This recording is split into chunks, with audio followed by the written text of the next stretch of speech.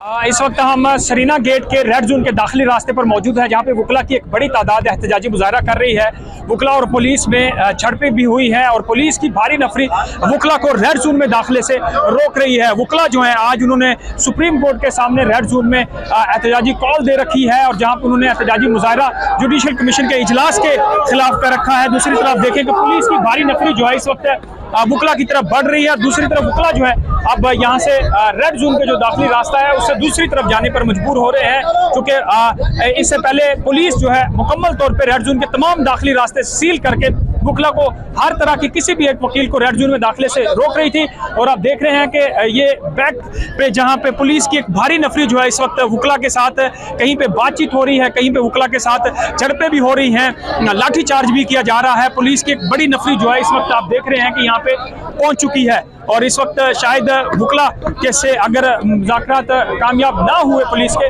तो यहाँ पे कार्रवाई भी की जा सकती है। और ये आप देख रहे हैं कि इस वक्त रेड जोन के बाहर के जो मनाजर हैं जहाँ पे वकला की एक बड़ी तादाद इस वक्त एहतजाजी मुजाहरा कर रही है।